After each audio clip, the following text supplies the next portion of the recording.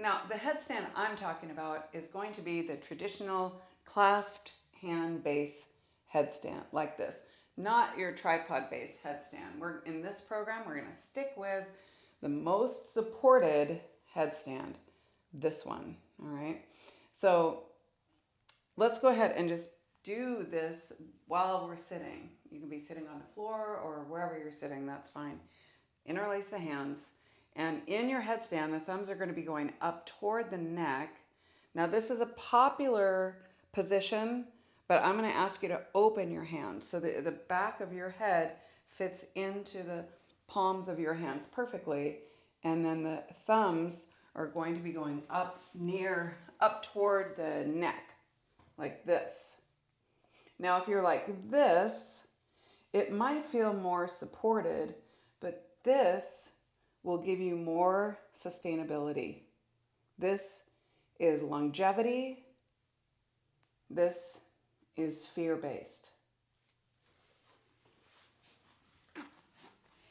This position will also shorten your base that you're trying to build anyway. So you want to be able to open. Look what happens to my elbows and my shoulders if I'm here versus here. I create this really nice space for my head to fit comfortably and for my shoulders to be able to find their comfortable position. In any pose that you're in, I always want you to think about good feng shui on the mat. You want to be able to have space enough for energy to move around you and to support you. When you're all jammed up like this, with your hands back here, this pushes your shoulders up and around the ears. It's kind of like putting your couch right in front of your front door. You can't really get in or out, and the energy doesn't flow very freely, right? So we want to create good feng shui on the mat, good feng shui in your headstand. If my hands are open, and I'm going to hold on to the back of my head, because later I'm going to be teaching you that the relationship between the palms of the hands and the back of the head, this one thing here is going to be what gets you into your headstand. So we want to start that now, all right? So you've got your back of the head into the palms of the hands with the thumbs up toward the neck. And this is, now you've got a little bit more range of motion to play with, because you don't need, there's no rule about the distance between your elbows, right? Some people need it to be open. It's going to depend on how you're built here. This is important. So find your comfortable spot here and moving those shoulder blades down the back here. When you're upside down, I'm going to say move them up. So when you're right side up, you're moving them down. And just kind of look at the distance between your elbows. If you, just for one more example, because I do like to beat a dead horse, if your hands are like this, right? Where are you going here? There's no real good base, and you're all jammed in.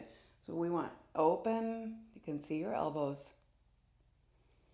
And this is exactly what your headstand's going to look like upside down.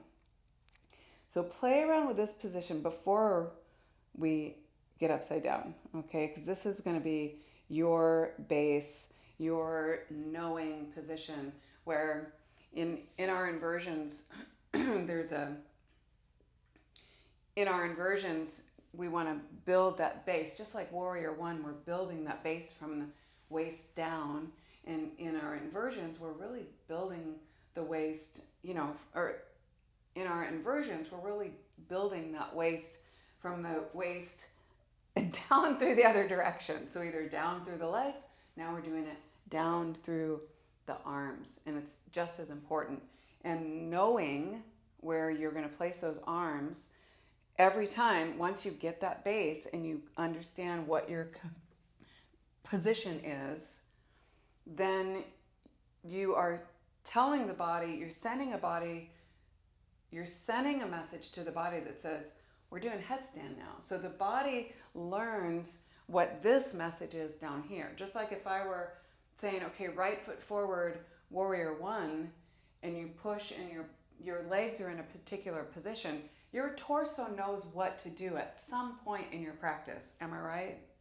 You're not wondering at some point if I say, put your feet here and bring the torso up, your torso knows what to do.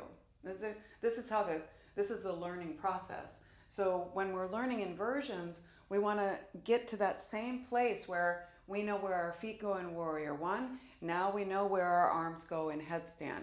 And it's like, boom, legs are like, I know what this is. Let's do it. And everything works together. Okay? So go ahead and play around.